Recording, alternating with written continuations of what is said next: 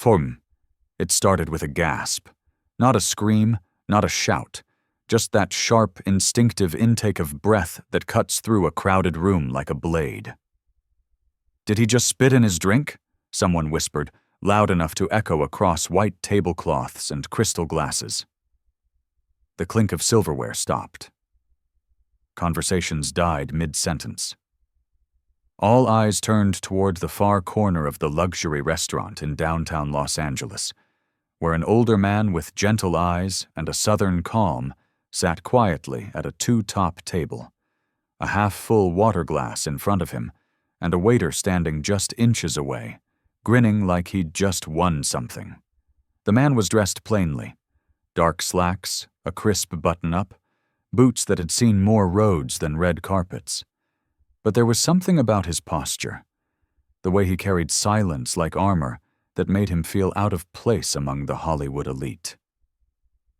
The waiter, tall, mid-20s, with slicked-back hair and a phone perpetually half-tucked in his apron, had already made a scene earlier, tossing snide remarks and exaggerated gestures, clearly performing more for his TikTok followers than for the diners. "Can I get y'all anything else?" he'd said with a mock southern drawl, looking straight at the older man. "Maybe some sweet tea with a side of prejudice?" A few chuckled awkwardly. Most winced. The man had simply smiled, polite and unbothered, and answered, "Water's fine, thank you." That's when the waiter turned, walked back to the bar, looked directly at one of the restaurant's security cameras, and, smirking, leaned over the drink he had poured, tilted his head, and spit. No one moved at first. It was too surreal, too gross, too deliberate. But a woman near the bar, maybe in her early 30s, scrubs under a light jacket, a nurse getting off a late shift, had seen the whole thing and instinctively reached for her phone. She hit record just as the waiter strutted back to the table, placed the drink down with a flourish, and leaned in close. "Enjoy," he whispered, with a grin soaked in contempt. The older man looked at the glass, looked up at the waiter, then slowly pushed the drink aside with one finger, and said, in a voice that was calm, clear, and carried the weight of someone who had learned patience the hard way, "Are you sure that's the best you can do?" The entire room held its breath. The waiter blinked. He had expected outrage, maybe yelling, maybe a demand to see the manager. What he got instead was something far more dangerous. Grace. And that's when everything changed. The nurse stood up, camera still rolling. "I saw what you did," she said, loud enough for everyone to hear. "That man's a war veteran. You just spat in the drink of someone who's probably done more for this country than you've done in your entire life." The waiter turned to her, eyes wide, stammered something unintelligible, but now more phones were out. A family at the next table had seen it. The bartender was frozen. Even the pianist in the corner stopped playing. People were watching, recording, judging. The moment, the arrogance, the cruelty, the exposure was now digital and unstoppable. If you were standing there that night, would you have said something? Would you have pulled out your phone or stood up like the nurse did? If this moment hit you as hard as it hit that room, if it made you feel something, shock, anger, disbelief, then pause right now, drop a 9 in the comments, and hit that like button. This isn't just a story, it's a mirror, and it's only just begun. The waiter stood frozen, his smirk unraveling as whispers spread like wildfire through the room. Phones were everywhere now, glowing like little truth bombs in the dim candlelight. He opened his mouth, maybe to deny it, maybe to crack another joke, but the words wouldn't come. The woman in scrubs didn't back down. Her voice shook slightly, but her stance was solid. "You spit in that man's drink like it was a game," she said, stepping forward. "Like we wouldn't notice. Like no one would care." She turned to the other diners. "Well, I care. And now you all saw it too." The waiter's eyes darted from face to face, looking for support, but found none. Even the bartender who had laughed earlier now kept his distance, silently wiping down glasses with trembling hands. The air shifted. The quiet elegance of the restaurant, once filled with soft jazz and clinking wine glasses, had turned tense, electric. The manager appeared a moment later, breathless, clearly pulled from the back office.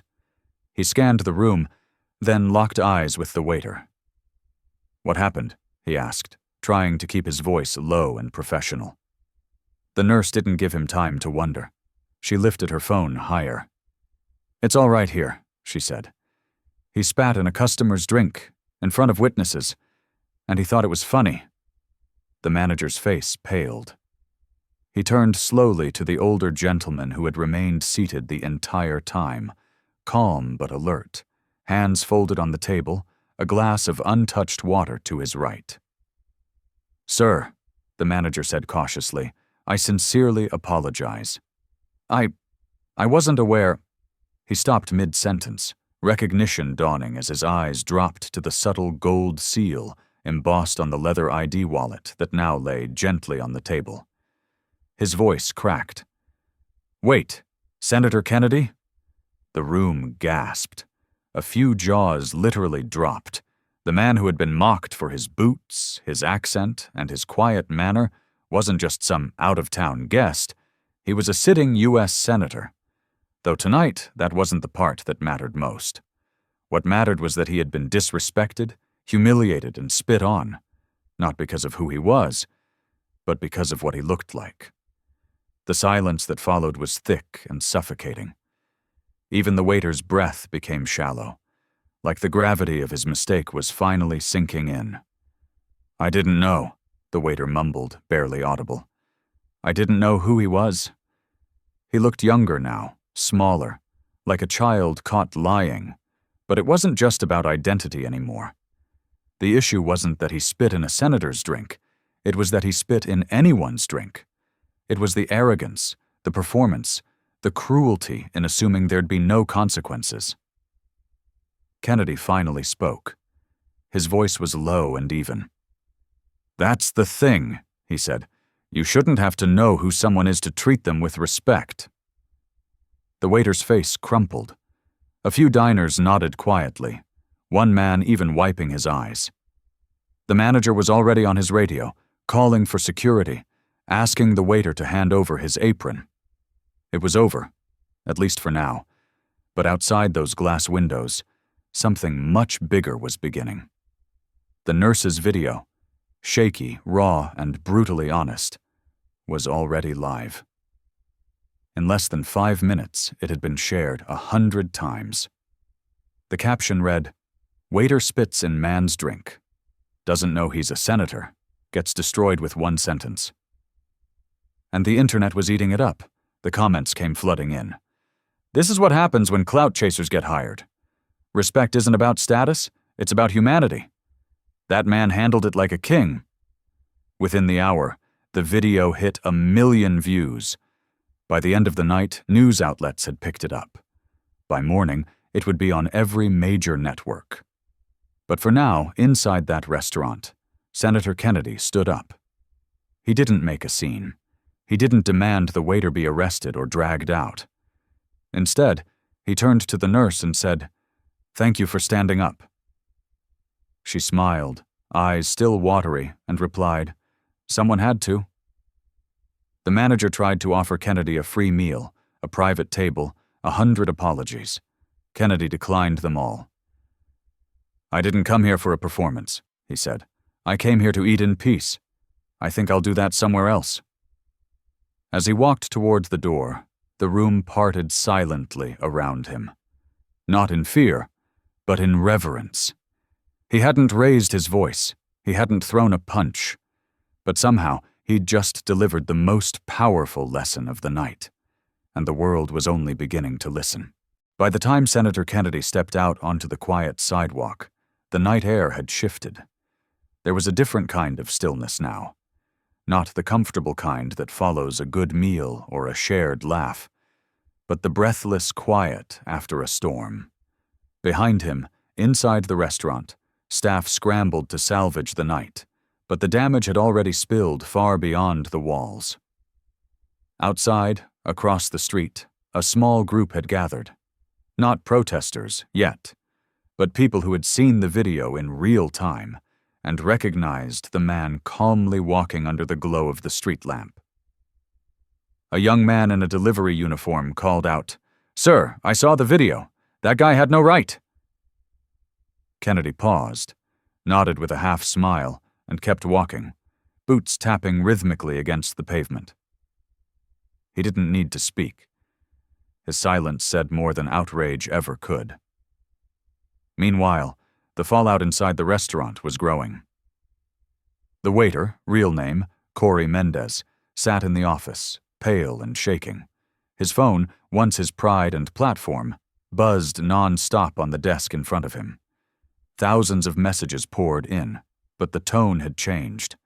The laughing emojis and fire reacts from his fans were now replaced with angry hashtags, comments like, "You're done," and videos analyzing his downfall frame by frame. It wasn't just the nurse's footage that had gone viral. It was everything that came after. The moment Kennedy pushed the drink away, the stillness in his voice, the line that now echoed across social media. You shouldn't have to know who someone is to treat them with respect. It was clipped, shared, and stitched into motivational reels, protest videos, and morning news segments. Even late-night hosts were picking it up, making jokes about the influencer who got spit roasted by his own ego. But this story wasn't done twisting. Later that night, Corey went live on TikTok. His face was pale, lips dry, and the cocky smirk he'd worn like armor was gone. "I just wanted to say something," he began, trying to hold it together. "I didn't know who he was, and look, I'm sorry, okay?" But the comments flooded in faster than he could talk. "You knew exactly what you were doing. You didn't spit on a senator, you spit on decency. Too late." Then came the real blow. A journalist posted a thread compiling Corey's previous videos, ones most people hadn't seen before. In them, he mocked elderly customers, filmed co-workers without consent, and even laughed while pretending to mess up people's food orders. The captions were dripping with cruelty, masked as comedy. It was a pattern, and now the world saw it. Sponsors dropped him overnight. The restaurant, under immense pressure, released a formal statement. Corey was permanently banned from all affiliated properties and under investigation for previous misconduct. A lawsuit loomed. But even worse, people who had once idolized him now turned their backs. Across town, Kennedy sat in a quiet diner, the kind with fluorescent lights, chipped mugs, and waitresses who called you honey. He wasn't there for press or pity. He was hungry. As he stirred his coffee, the same nurse from the restaurant slid into the booth across from him. She had followed from a distance, unsure if she should say anything more. He looked up and smiled gently. "You didn't have to come," he said. "I know," she replied, "but I wanted to." They talked, not about politics, not about the fallout, but about dignity, about how the smallest actions reveal the largest truths, about how too many people have gotten used to performing cruelty for likes and forgetting that the people they mock are, in fact, people. Kennedy listened more than he spoke. And when the nurse asked him why he hadn't raised his voice, hadn't sued or demanded retribution, he said, "Because sometimes the loudest message isn't shouted, it's shown." In that moment, the camera of a bystander captured them in the booth. An older man sipping coffee, a tired nurse leaning in, and a shared silence full of understanding. That image would soon spread too. Not because it was dramatic, but because it was human. As the world continued to dissect Corey's fall from grace, that diner photo began surfacing under a new hashtag, #Grace in Silence. It wasn't flashy, it wasn't angry, but it resonated. In a time of outrage and viral takedowns, people were beginning to remember something else: the power of restraint, of values held without screaming. And for the first time in a long while, the internet was quiet and listening. By sunrise, the world had changed for Corey Mendez, and not in the way he'd once dreamed of when he chased fame through cheap laughs and staged humiliation. His follower count, once flaunted like a badge of honor, was in free fall. Comment sections on all his platforms had turned into digital courtrooms. Every apology video was dissected, every old clip unearthed. The internet, which had once adored his edgy humor, now saw him for what he truly was: a bully hiding behind a ring light. But the twist no one saw coming? It wasn't over. That morning, a former co-worker named Lacey, who had worked alongside Corey at a previous restaurant, uploaded a short video. No intro music, no filters, just her, sitting on a worn couch, looking straight into the camera. "He spit in that man's drink on camera," she said softly. "But I need y'all to know, that wasn't the first time." She went on to share her experience, how Corey had once sabotaged a dish for a customer who gave a bad tip, how he'd bragged about humiliating an elderly woman for mispronouncing a menu item, and how management at that time had done nothing because his online presence was good for business. The video hit 2 million views in 6 hours. Suddenly, this wasn't just a story about one bad waiter and one viral moment. It became a reflection of something deeper: how society had begun rewarding cruelty when it was packaged as entertainment. While the digital world spiraled, Senator Kennedy remained silent, publicly at least. But in Baton Rouge, in the office above his old law library, he sat with a small group of aides and community leaders. There was no press conference, no grand statement, just strategy. The question on the table wasn't, how do we punish Corey Mendez? It was bigger. How do we remind people what dignity looks like? Across the table sat the nurse, whose name, by now, the public had come to know: Maya Lewis. She hadn't intended to become a symbol, but her courage had made her one. Kennedy leaned forward, calm as ever. "We can't stop people from making bad choices," he said, "but we can make sure those who choose to do the right thing, like you did, know they're not alone." That afternoon, a short clip was posted to Senator Kennedy's social media. Just 90 seconds, no music, no edits, just him in his office, speaking directly to camera. "Last night, something happened that caught the attention of this country," he began. "And not because I'm a senator, because I'm a man who was treated with disrespect, like so many others are every day. But unlike most, I had someone speak up for me. That nurse didn't know my title. She just knew what was right. And she stood up." He paused, his voice steady, then added, "We don't need more viral moments. We need more people like her." The video didn't explode, it simmered. But where it landed, it stuck. Community centers, schools, even restaurant associations began sharing it. It was a call not for outrage, but for reflection. A rare kind of message that didn't scream into the void, but invited people to lean in and think. Meanwhile, Corey's collapse went from digital to real-world fast.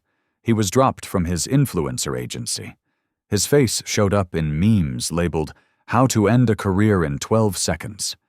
He couldn't walk into a coffee shop without someone recognizing him. He deleted his accounts, tried to rebrand on a new platform, but nothing stuck. His face was now tied to one word: disgrace. What no one expected, though, was what came next. A few nights later, Kennedy returned to the same restaurant, not for revenge, not for drama, but to sit down with the staff. The manager had invited him quietly, asking if he'd be willing to speak with the remaining team. Kennedy agreed, on one condition. No cameras, just people. Inside, the mood was different. Raw, honest. Some employees looked embarrassed. Others looked ashamed they hadn't spoken up sooner. But Kennedy didn't come to shame anyone. He shared what it felt like to be dehumanized in public, to be humiliated not for what he did, but for what someone assumed about him. And then he said something that no one in that room forgot. It takes 5 seconds to spit in a glass. It takes a lifetime to earn respect. And it takes courage to protect someone else's dignity, even when it's not yours that's at risk. The room was quiet when he finished, not out of discomfort, but because it was true. For the first time, they weren't just workers in uniforms. They were part of something bigger. They understood the weight of service, the kind that had nothing to do with tips and everything to do with humanity. As Kennedy stepped out once more into the night, the restaurant behind him wasn't just a building that had gone viral. It had become something else, a symbol, a reminder that every moment is a choice between silence and courage, cruelty and compassion. And in a world drowning in noise, it was the quiet voices, the steady hands, and the unrecorded kindness that would carry forward. The days that followed didn't calm the storm. They transformed it. What began as a scandal in a restaurant had now become a national reckoning. News outlets moved past the headline of "Waiter Spits in Senator's Drink" and instead began asking deeper questions. Why do we reward humiliation? How did cruelty become a form of entertainment? Editorials called it a turning point for digital culture. Panelists debated it on morning shows, and everywhere the story came back to 3 people: a senator who chose restraint, a nurse who chose to act, and a young man who chose to mock and lost everything. But the most unexpected chapter of the story came quietly, on a rainy afternoon when the internet wasn't looking. Corey Mendez reappeared, not in a flashy post or a teary video begging forgiveness, but in a grainy recording taken by a local journalist who happened to see him walking into a small rehab center in East LA. He looked gaunt, clothes hanging off his frame, baseball cap pulled low. No entourage, no camera crew. Just a young man who had once performed cruelty for views, now seeking privacy in pain. The reporter didn't harass him, didn't ask for a quote, just snapped a single photo with the caption, "Corey Mendez, checking into a mental health clinic today. No security, no fans, just a human being who looks like he's unraveling." The photo didn't go viral like the others, but it stirred something different. A collective silence. Online, people were divided. Some said it was justice. Others whispered that maybe, just maybe, the fall had been enough. Still, most agreed on one thing. This wasn't about ruining someone. It was about holding people accountable and then deciding who we become in the aftermath. And as for Kennedy? He remained quiet, doing what he'd always done, meeting people, shaking hands, listening to stories far more painful than his own. But one evening, a new opportunity arrived. An organization that trained hospitality workers across the country invited him to speak at their annual summit in New Orleans. The theme this year? The power of service, dignity at every table. Kennedy didn't hesitate. He flew down, wearing the same boots he wore that night in LA. When he took the stage, the ballroom fell silent. Not because of his title, but because of the quiet authority he carried now, etched into him by a night that never should have happened. He began with a story, not of that night, but of a busboy he'd met years earlier at a roadside diner in Louisiana.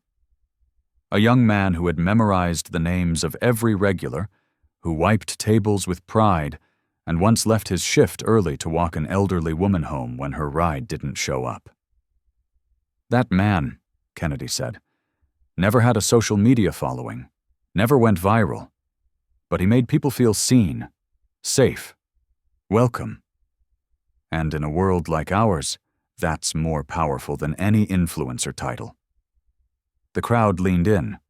Dignity, he continued, isn't earned through status or likes. It's in how we treat the quietest person in the room, the tired mom, the janitor on night shift, The kid with stuttering speech? It's how we behave when there are no cameras. That's the character check no algorithm can measure. Applause followed, but it wasn't thunderous. It was steady, rising, respectful, like the message had taken root. And when he finished, Kennedy didn't rush off stage. He stepped down, walked through the crowd, shook hands, and sat at a table in the back, right next to a young waitress from Houston who whispered, "I almost quit this job last month. That speech made me want to stay." But the final twist, the most human twist, came in the mail. A letter, handwritten, no return address. It arrived at Kennedy's office a week later. Inside was a simple note. "I was wrong. I was cruel. I let a camera replace my conscience. I'm getting help now, not for forgiveness, but because I don't want to be that version of myself again. Thank you for not crushing me when you had every right to. You could have destroyed me, but instead, you showed me what strength really looks like." CM Kennedy read the letter twice, then placed it in a drawer labeled personal. He didn't mention it to the press, didn't post about it online, because that moment, quiet, personal, redemptive, wasn't for the world. It was for one man who might still change. And maybe for a world learning that justice doesn't always come through noise, but through choices made in silence. That's the part no one had expected, not just the fall of the villain, but the quiet possibility of his return. Not as who he was, but as someone better. And for everyone who watched, who judged, who clicked and commented and shared, maybe the question was no longer, "What would you have done that night?" Maybe it was, "Who are you becoming right now?" Months passed, but the memory of that night never really faded. It didn't need to. It had already done its work. The viral clip had long stopped trending, but its impact had sunk deeper than the algorithm could reach. Across the country, small ripples of change began surfacing in unexpected places. A cafe in Portland started a dignity-first training for new hires. A restaurant chain in Texas added a new policy. Every employee must watch the Kennedy incident and reflect on what respect looks like when no one's watching. And in classrooms, debate clubs, and ethics courses, the story was dissected. Not for its drama, but for its deeper meaning. Senator Kennedy, meanwhile, went on with his quiet work, as he always had. He didn't chase headlines. He didn't use the moment for personal gain. But when invited, he spoke. Carefully, honestly, and always with a story that reminded people this wasn't just about him. It was about something every person faces at some point in their lives. A choice between indifference and courage. Between mockery and mercy. Then, one autumn evening, Kennedy found himself back in Los Angeles. He was invited to a private community roundtable, hosted in a modest event hall near the heart of the city. The theme was simple: how we treat each other. The room was filled with restaurant workers, ride-share drivers, janitors, small business owners, people who knew firsthand what it felt like to be overlooked, dismissed, or treated like background noise. When Kennedy stepped up to the microphone, he didn't bring notes. He never did. He looked out at the crowd, most of whom had never shaken his hand, and said, "I want to tell you about a man who made a mistake, and the woman who stood up. And I want to talk about the people who watched it happen, who recorded it, shared it, judged it. Because in that moment, we all became part of something bigger." He spoke not of villains and heroes, but of ordinary choices that build extraordinary character.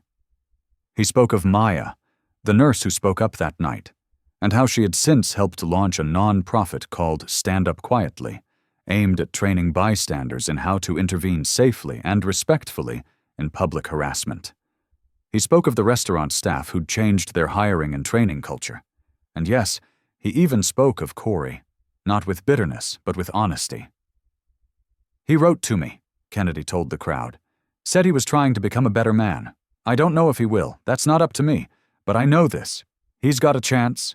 And he has it not because he was punished, but because he was witnessed. The room was silent. Not because they didn't have questions, but because something real was being said, and real things deserve room to breathe. Kennedy continued, his voice soft but clear. In our time, we're told to speak louder, react faster, take people down before they stand a chance. But maybe what we need most is to pause, to choose grace when fury would be easier, and to hold people accountable, yes, but also leave the door cracked open for them to walk back through. A woman near the back wiped her eyes. A man beside her nodded, his hands clasped.